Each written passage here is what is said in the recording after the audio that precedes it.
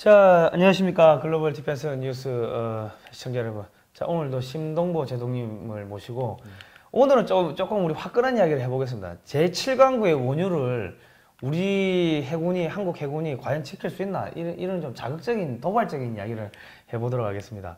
자, 제동님 나와주셨습니다. 예, 감사합니다. 한 주 동안 잘 지내셨습니까? 예. 감사합니다.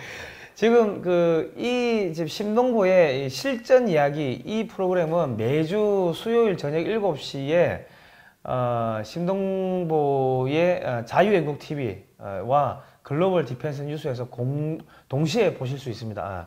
심동보 자유애국 TV에 좀 많이 가셔가지고 거기 지금 구독자가 별로 없어요. 구독 신청도 많이 눌러주시고 좋아요도 많이 눌러주시고 거기 이제 매일매일 방송을 하십니까?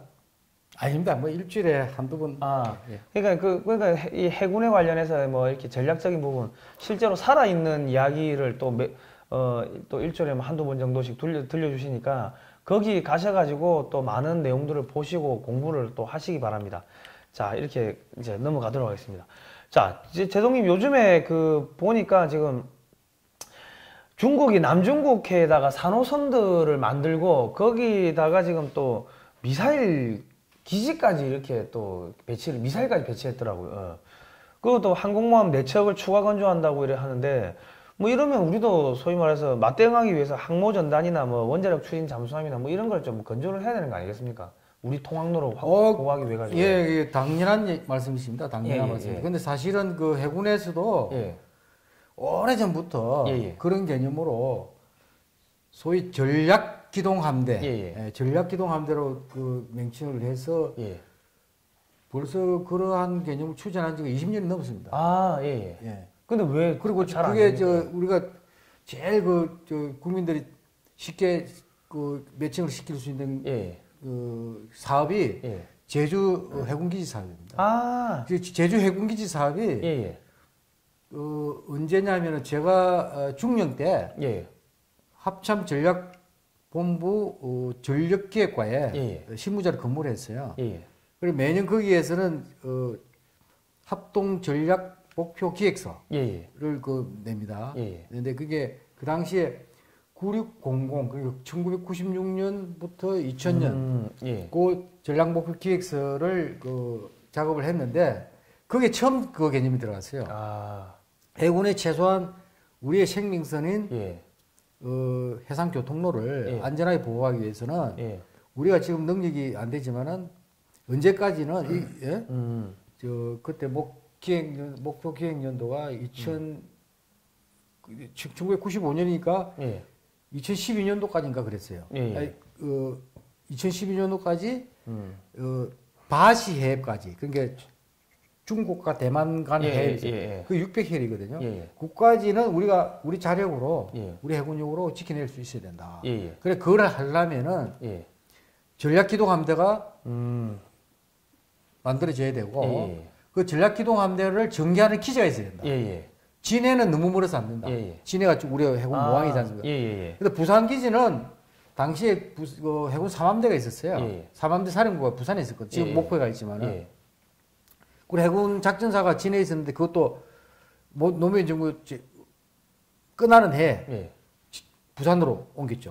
부산으로 옮기면서 부산에 있던 3함대를 목포로 뺀 겁니다. 뺐는데 하여튼 그게 문제가 아니고 하여튼 부산이든 본토에서 진해에서 멀어서 안 된다. 그래서 전쟁기지 개념으로 필요한 게 제주입니다. 제주 해군기지가 있어야 된다.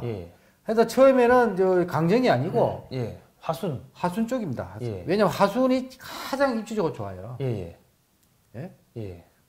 그런데 하여튼 반대 해서 밀려간 게 강정입니다. 근데 강정은 처음에 찬성을 했어요. 해군기지. 근데 또 외부 세력이 들어가서 반대를 하고 뭐 정치권까지 또 그 합류를 해서 반대 그랬지 않습니까? 지금도 제주기지 좀 출입하는 게 그렇게 자유롭지 못하다고는 알고 있는데. 아니 그러니까 난 답답한 게 정치권에서 왜 반대는 대한민국을 지키기 위해 가지고 한다는데. 아니 그러니까 지금 그때 해군이 그런 개념을 해서 전략기동 함대까지는 안 돼도 전략기동 함대 핵심 세력이 있지 않습니까? 이지삼이. 그다음에 중잠수함, 중잠 3,000톤급. 근데 그까지는 아니도 AIP 1400톤 그 1사급 잠수함이라도 우리 확보를 하고 있지 않습니까?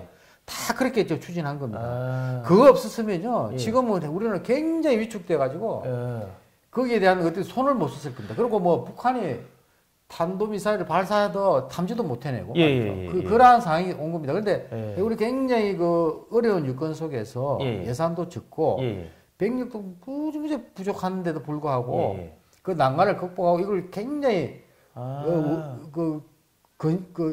멀리 내다보고 전략적으로 이걸 추진한 겁니다. 그래서 어느 정도 우리가 확보를 한 거죠. 아직은 멀었죠. 아니 그러니까 지금 보면 이게 충무공 이순신 장군님도 그 임진왜란 하면서 이게 엄청나게 고전을 하면서 이 저 부대도 훈련시키고 또 농사도 짓고 그 식량도 조달하고 또 뭐 그 함정도 건조하고 뭐 그러면서 전쟁을 치르는데 우리 해군이 충무공 이순신 장군의 후예라서 그런지 400년, 500년이 지난 지금에도 이렇게 열악하게 지금 활동을 하면서 대한민국을 지키고 있네요. 참 말씀 잘하셨습니다. 임진왜란 때나 지금이나 이게 해군이 당시에 또 조선수군이 정말 조선수군에 다 근무를 안 하려고 도망가고 말이죠. 그게 저 충무 이순신 제독이 그걸 통제사를 하면서 그 도망가는 병사들 처벌하는 게 많아요. 그 난중일 많이 나옵니다. 그만큼 해군이 병력 모병도 잘 안 되고 예산도 없고 거의 자급자족하다시피 군량미도 자급자족 생산하고 무기도 자체 만들고 그래 열심히 또 전투를 하면 또 모함 받아가 또 그죠.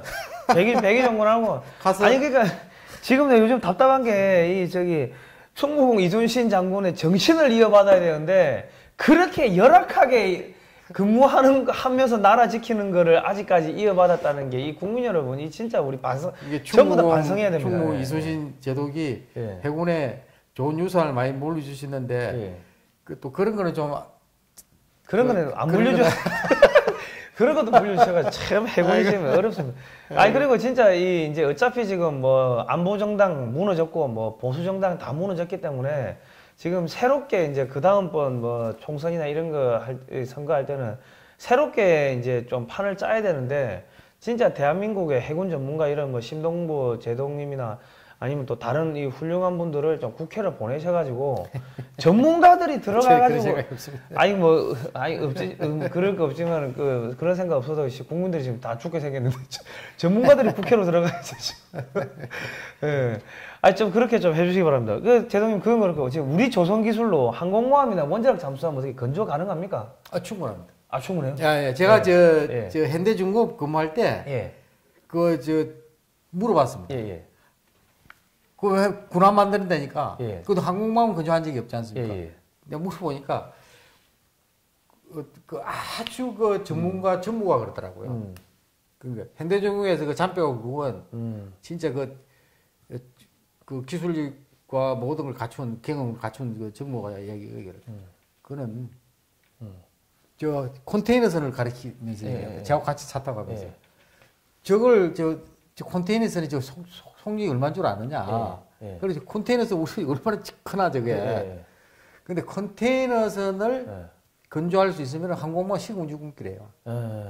그렇게 물어보니까 저기다가 군함이 갖춰를 그런 게 있지 않습니까? 무장이라든가 이런 거. 또 항공모함의 갑판의 강도 있잖아요. 항공기 이착 등등 또 특수한 시설이 있죠. 장비가 있는데 그런 걸 충분히 체계 통합을 시킬 수 있다는 거예요.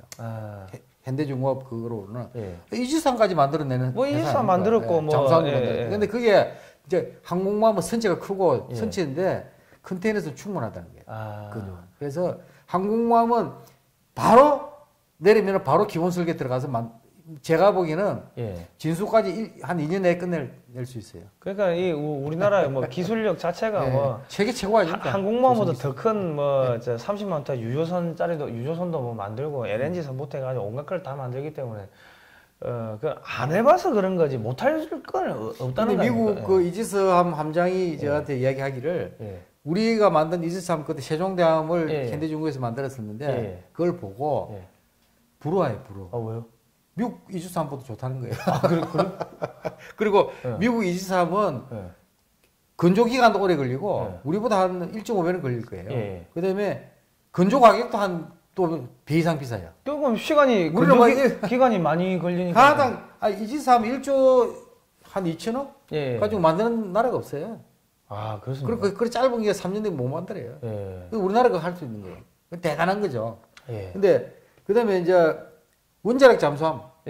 이거는 뭐 원자력 제가 전문가는 아닌데 제가 물어봤어요. 정부에서 정책 맞춰가지고 이거 건조해라 그러면요. 결국 원자력으로 가지고 추진력을 만드는 거거든요. 잠수함에. 잠수함 우리가 다 만드는데 그 안에 추진체를 원자로를 짓는 거예요. 그거 만드는 거는 6개월도 안 걸린답니다, 우리나라. 우리나라가 원자력 기술이 이것도 세계 최고거든요. 수출까지 하죠. 그러니까 뭐 원자력하고 뭐 배 만드는 것도 크게 일이 아니고 원자로 만드는 것도 일이 아니고 하니까 이거 탑재하는 것도 크게 제가 현대중공업 있을 때 여러 가지 업무를 또 겸임을 했어요. 원자력, 주기기가 뭐예요? 원자로 안에 주기기가 리액터가 있고 몇 가지 있어요.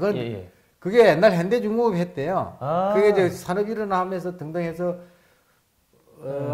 한국중공업을 거쳐서 두산으로 원래 현대중공업을 했다고 그러더라고요. 근데 그것에 대한 그게 있어요. 그래서 그 원자력 그걸 만들려고 그랬어요. 그래서 내가 그걸 조금 실무적으로 알아요. 그래서 그 한수원이라든지 그 분야 뭐 좀 물어보니까 일도 아니에요. 그렇군요. 원자력 만드는 거. 그러니까 뭐 국민 여러분, 돈만 주면 그냥 물건 사듯이 그러니까 대한민국이 정말 위대한 나라인 것 같은 게. 위대한 나라. 야, 이거 아니 그 배 만들고 이지선 만들고 하는 거 그 돈만 주면 만들지. 그 정도니까.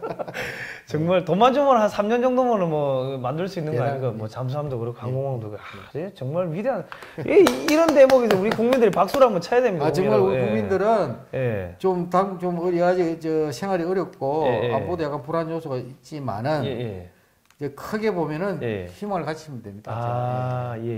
굉장히 저력이 우리나라 함부로 할 수 없는 정도로 올라서 버렸어요. 제가. 그렇습니까?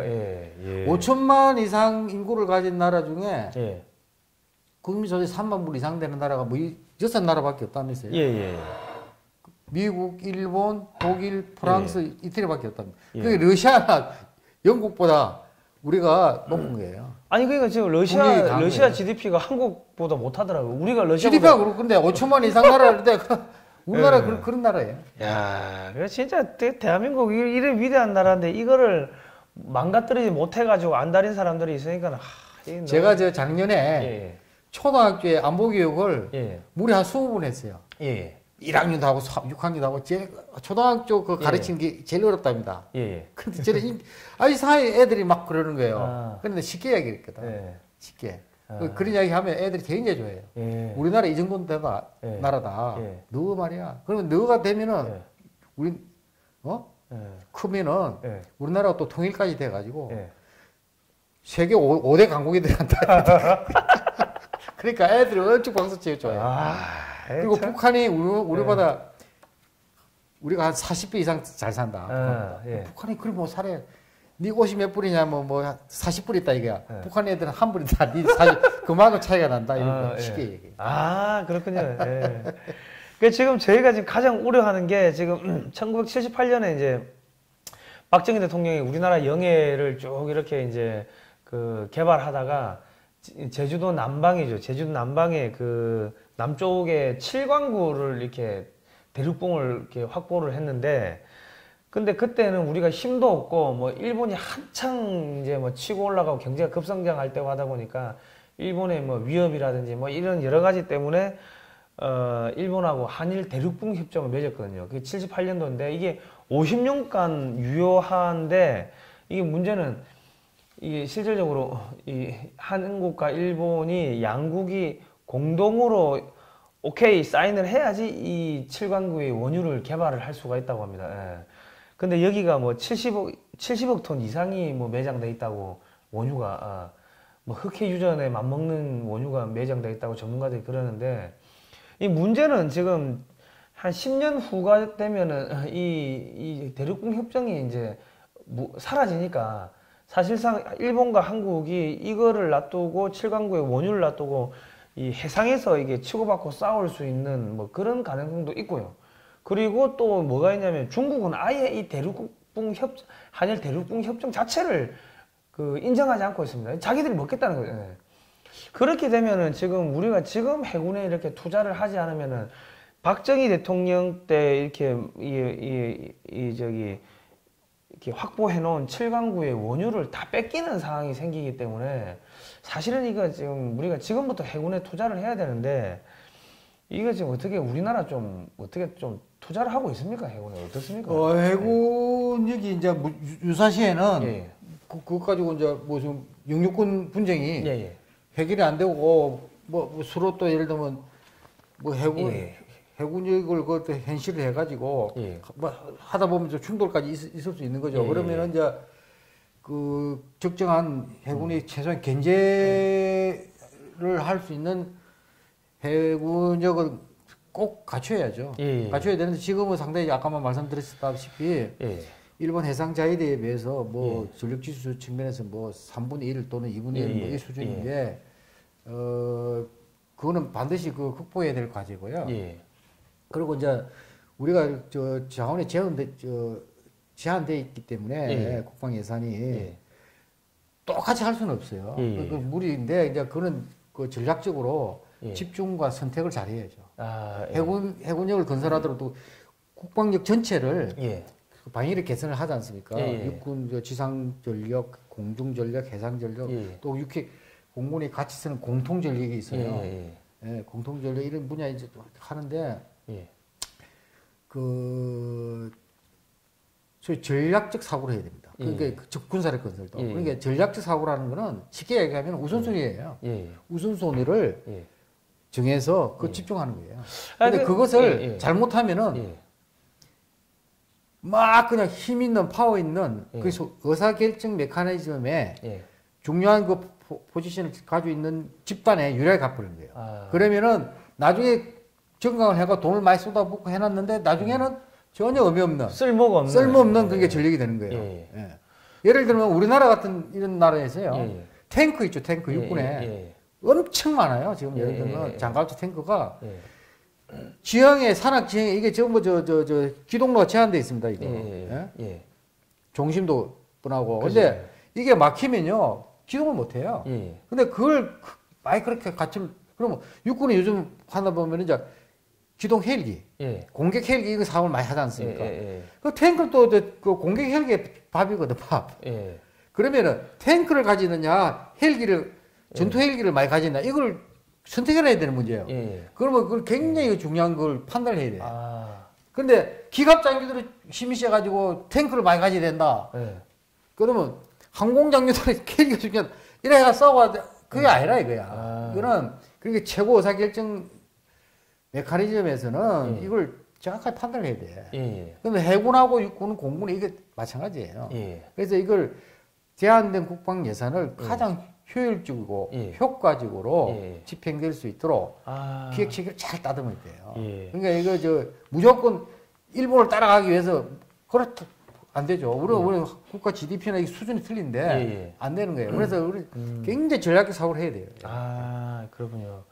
그러니까 저희가 이제 안타까운 건 어차피 지금 대한민국의 조선산업이 지금 무너지고 있기 때문에 조선산업도 살릴 겸 하면은 살리고 또 살리기 위해 가지고 이제 뭐 항공모함이나 무슨 뭐 원자력 잠수함이나 이런 것들을 건조하면서 조선산업에서 돈을 투자를 하면은 결과적으로 우리나라의 제7강구 여기 원유도 좀 지키고 자원도 지키고 이런 것도 하면서 또 조선산업도 키우고 우리나라 또 일자리도 창출하고 내수 경기도 활성화시키고 뭐 다방면에서 좋지 않을까 하는 그 생각을 합니다. 맞습니다. 그러니까 일단은 해군력 자체가 강화됨으로써 뭐 대북 억지력부터 주변국 견제 이 능력이 확충되는 것이고 두 번째 조선 그다음 세 번째가 또 중요한 게 있어요. 한미동맹. 인도 태평양 그 전략 있잖아요. 미국에 그게 우리가 아주 의미 있는 기여를 할 수 있어요. 그게 돼야 아니면 우리 조그만 배 가지고 무슨 기여를 합니까? 그게. 그러니까 파도가 예를 들어 3m, 5m 지금 미국 항모전단은 전혀 구해된 유로수까지 하면서 해상에서 작전을 지속할 수 있어요. 우리는 배가 작으면은 그걸 파도 자체를 극복을 못 한다니까요. 제가 림팩 가가지고 98년대 유로수국을 받는 솔직히 그 생사를 한다니까요. 그죠, 호야암 1,500톤 잠수함이 호야암이 기동을 하면서 유로를 수급을 받는데 파도가 주갑판대로 넘어와요.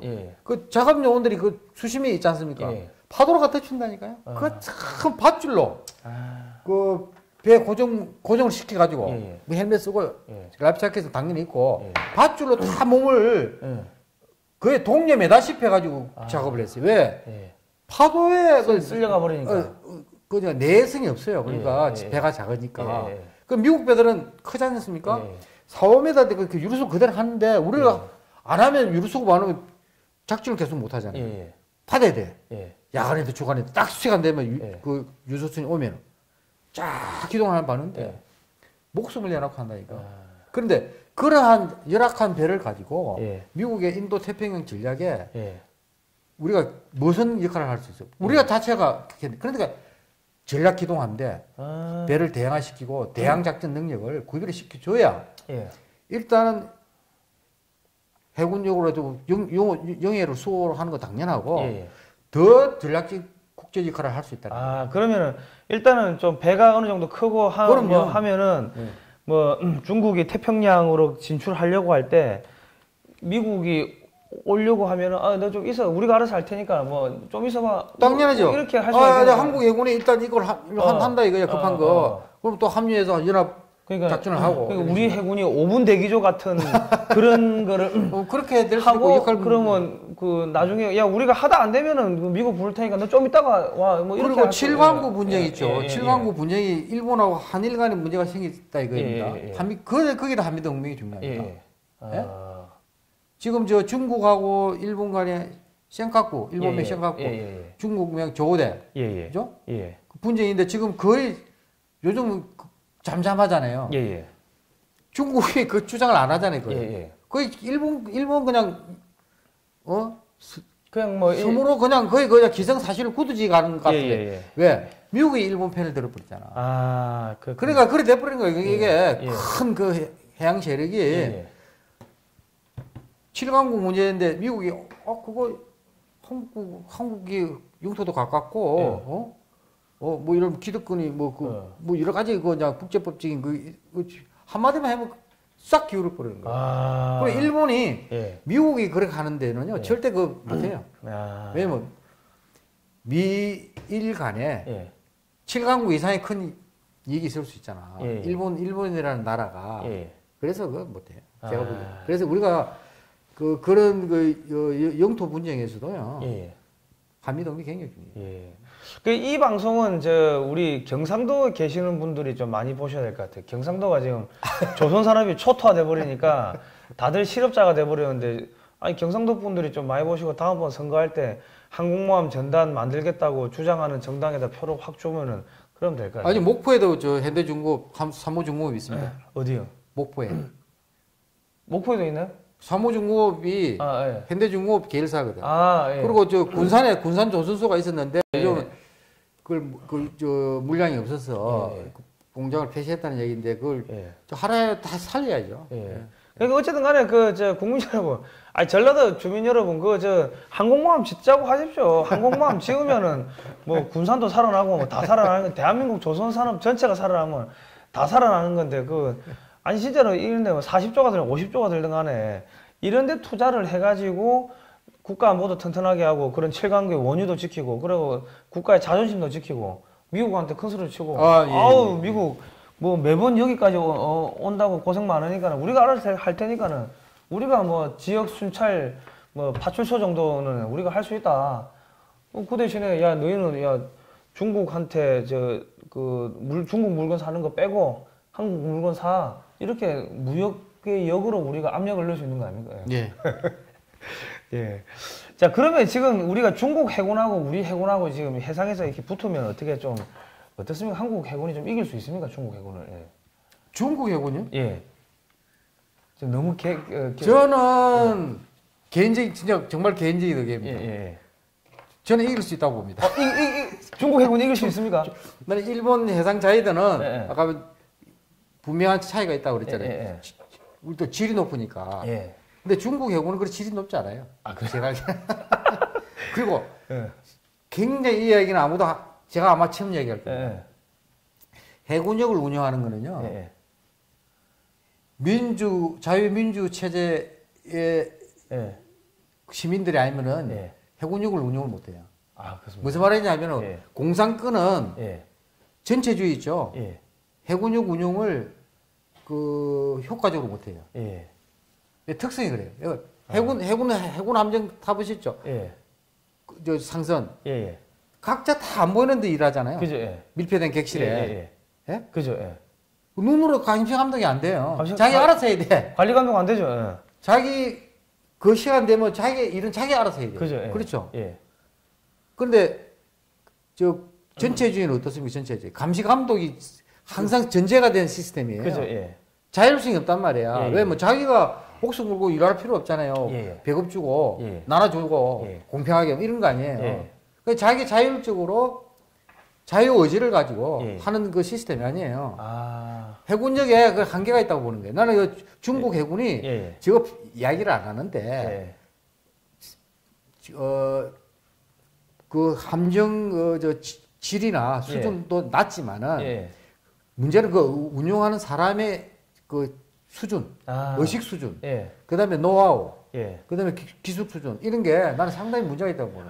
그러니까 저 전력 발휘가 중국 해군이 예를 들어 배를 100척을 가지고 있다면 실제 전력을 제대로 발휘하는 거는 나는 20척도 안 된다. 그렇군요. 그러니까 이 사람들은 눈 밖에 나가면은 엉뚱한 짓 한다 이거야. 그 전체주의 시스템이 그렇다니까. 아니 근데 이 말은 제가 어느 정도 공감을 하는 게 제가 배를 타고 호주를 들어갔는데 그 옆에는 중국 배가 들어왔더라고요. 그러니까 이게 한국 선원들이 탄 배는 호주에서 와가지고 그냥 뭐 검역이라든지 뭐 세관이라든지 와가지고 그냥 형식적으로 서류만 보고 그냥 도장 뚝뚝 찍고 내려가요. 한 2명 올라와가지고.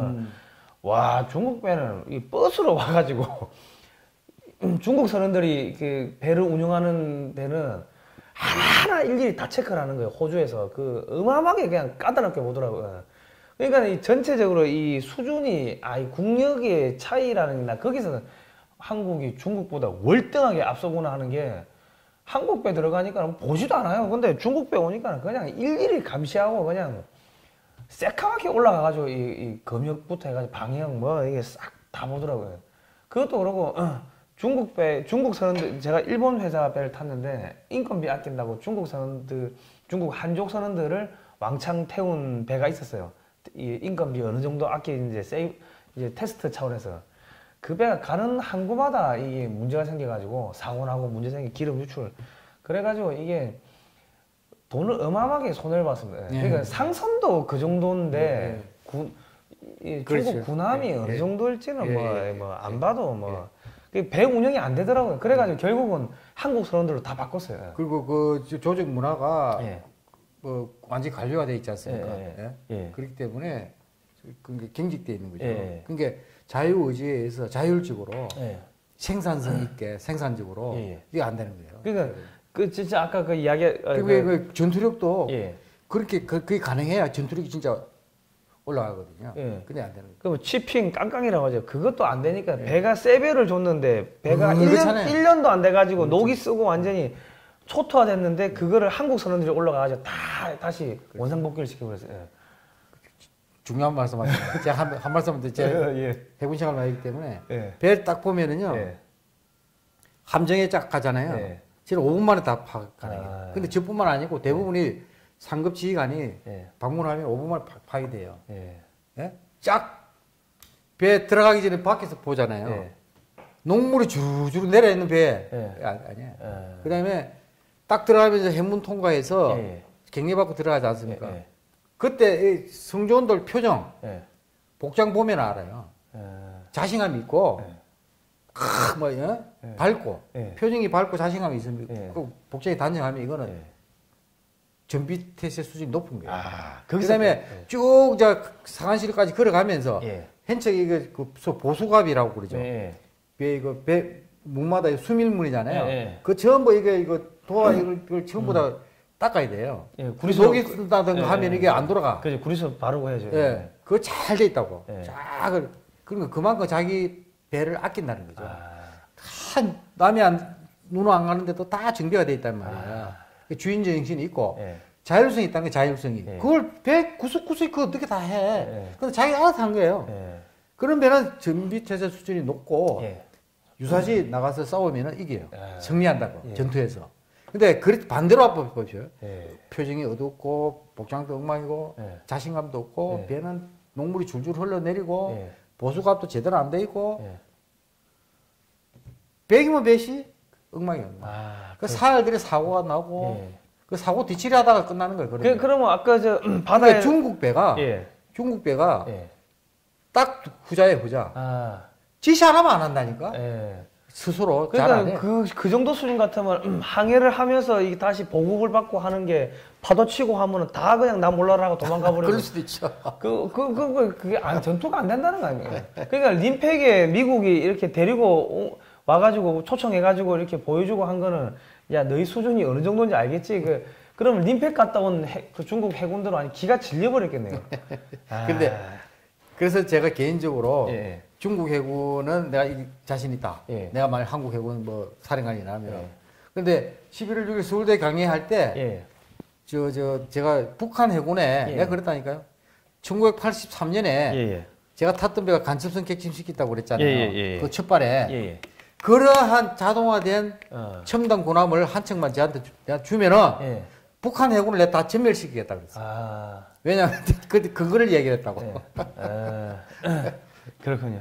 알겠습니다. 오늘 국민 여러분, 우리 신동권 제동님 이 뵙고 7광구이 어떻게 자원 지킬 거냐 이야기를 하다 보니까 중국 해군이 야 우리가 작은 해군 작아도 중국 해군을 두들겨 깨볼 수가 있다는 걸 알게 됐습니다. 그런데 지금 조금만 더 해군에다가 투자를 하고 국방 예산을 늘리고 한다면은 뭐 조선 산업도 살릴 수가 있고요. 또 7강구의 그 자원도 얻을 수가 있고 중국 해군도 깨볼 수가 있고 또 미국한테는 오히려 또 큰 소리 칠 수 있고. 예. 그 한 말씀만 더 붙이면은 자만은 하면 안 되죠. 자만을. 근데 자신감을 잃으면 안 돼요. 그렇습니다. 모든 거는. 그리고 자신감을 가지려면은 제일 중요해 국민들이 자기 국가에 대한 자부심을 가져야 돼요.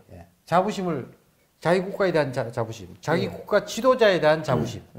이게 없으면 자신감이 안 생겨요. 그래서 저는 이 자리에서 그 이야기를 갖고 가고 리더들은 좀 자부심을 느끼도록 처신해라 이거야. 예, 알겠습니다. 자, 오늘 긴 시간 감사합니다, 제동님. 감사하고요.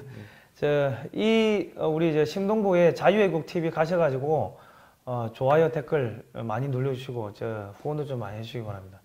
매주 수요일 저녁 7시에 다음 주 수요일 저녁 7시에 또 찾아뵙도록 하겠습니다. 다음에 뵙겠습니다.